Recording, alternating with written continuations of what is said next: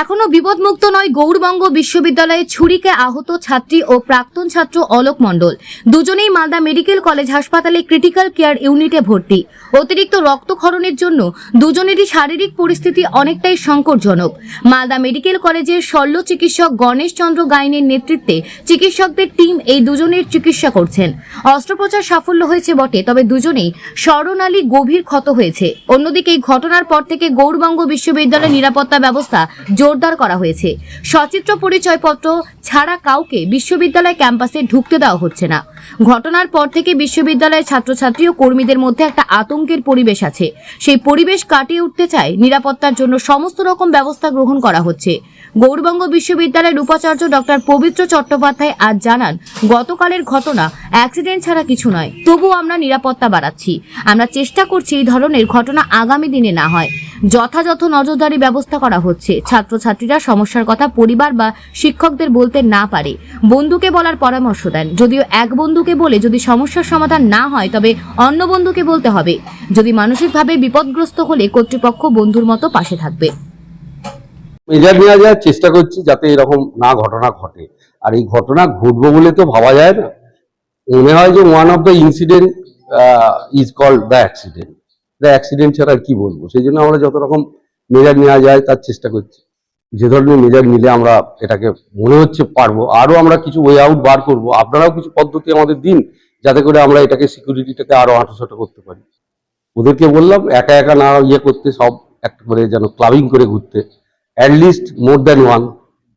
কারণ self security এক। দুই হচ্ছে তাদের যখন কোনো মেন্টাল প্রবলেম হবে, কর্তৃপক্ষ বন্ধুর মতো পাশে আছে, অভিভাবকই নয়। যদি টিচারদের বলতে না পারে, বাড়ির লোককে যদি না বলতে পারে, বন্ধুকেও যদি না বলতে পারে, তারা যেন আরেক বন্ধুকে সঙ্গে রেখে যেন হাঁটা চলা পারে। তারা এখন অনেকটাই ভালো। ডাক্তাররা বলছেন অনেকটাই ভালো, কিন্তু ডাক্তারি পরিভাষায় যেটা বলে 72 ঘন্টার আগে পুরোপুরি আউট অফ ডেঞ্জার বলা যায় না। হ্যাঁ, তাদের দুজনের অপারেশন হয়ে রিপেয়ারিং হয়েছে। যে গলায় যে চোট ছিল সেই চোটগুলিকে ট্রিটমেন্ট করা হয়েছে দুজনকে, এবং দুজনে এখন ক্রিটিক্যাল কেয়ারে ভর্তি আছে। আমাদের ইএনটি ডিপার্টমেন্ট, সার্জারি ডিপার্টমেন্টের যৌথ টিম বানিয়ে, আমরা এনএসএসের সবাই মিলে টিম বানিয়ে বিশেষ করে একটা অপারেশন করা হয়েছে। অপারেশন করে রিপেয়ার করে এখন ওনারা গতকাল থেকেই ক্রিটিক্যাল কেয়ারে ভর্তি আছেন। এখন অবজারভেশনের মধ্যে আছেন, ক্রিটিক্যাল কেয়ারে আছেন, মনিটরিং চলছে, ডাক্তার দেখছেন। এখনও তো 6-7 জন টিমে ছিলেন, বানানো হয়েছিল আমাদের সার্জারি এবং ইএনটি ডিপার্টমেন্ট তিনটে সবাই মিলে টিম বানিয়েছিলাম আমরা একটা। তারা সবাই এখন ক্রিটিক্যাল কেয়ারে ভর্তি আছেন। ক্রিটিক্যাল কেয়ারে ওনারা দেখছেন, ডিপার্টমেন্ট দেখছেন, তারা রেগুলার দেখছেন। এখনও টিম, এই টাইমটাই মনিটরিং করছেন। না, ক্ষতটা ছিল, দুজনেরই ক্ষত ছিল এবং এই ক্ষতগুলো রিপেয়ার করা হয়েছে। অনেকটাই ক্ষত ছিল গলায়, রিপেয়ারিং হয়েছে এবং রিপেয়ারিংয়ের পর এখন ওখানে রাখা আছে। না, এখন আমাদের ওখানে প্রায়োরিটি হচ্ছে ওনাদের লাইফ সেভিং। তাদের লাইফ সেভিংটাই হচ্ছে প্রায়োরিটি।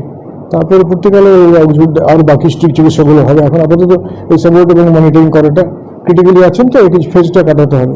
না, ওইগুলো তো ডিটেলসগুলো সার্জারিতে নোট আছে, তো ওগুলো আমি তো আপনার মানে বলতে পারবো না এই মুহূর্তে। ওটা ডিটেলস আমরা দিয়েছে, নোটগুলো সব রেকর্ডে আছে। ওই অনেকটাই ক্ষত ছিল। হ্যাঁ, না, আমাদের মেডিকেল কলেজে তো আমাদের তো স্কিট, আমাদের এক্সপার্ট আছে, তারা সবাই মিলে করেছেন, এই অপারেশন করছেন। এই অপারেশন তো করা হয় এবং আমাদের তারা দক্ষ শল্য চিকিৎসক আছেন প্রত্যেক ডিপার্টমেন্টে, ইএনটি সার্জারি সবাই মিলে করেছেন। এবং আমরা আশা করছি যে সাপোর্ট দিতে বা ট্রিটমেন্ট দেওয়া চলছে, আমাদের আপ্রাণ চেষ্টা চলছে এবং আমরা সব রকম সাপোর্ট দিয়ে ট্রিটমেন্ট দেওয়ার চেষ্টা করছি। সেটা না, ওটা দুজনেই যতক্ষণ সিসিউতে আছে, ক্রিটিক্যাল কেয়ারে আছে, যেহেতু দুজনেই ক্রিটিক্যাল কেয়ারে আছে বলে তারা ক্রিটিক্যালি আছে। এরপর ইমপ্রুভ করার পর যদি করে তখন সেভাবে ডিসিশন নেওয়া হবে কোথায় রাখা হবে। এখন আপাতত দুজনেই ক্রিটিক্যাল কেয়ারেই আছেন, সিসিউতে আছেন। যা চিকিৎসা করণীয় দেওয়া সব দেওয়া হয়েছে।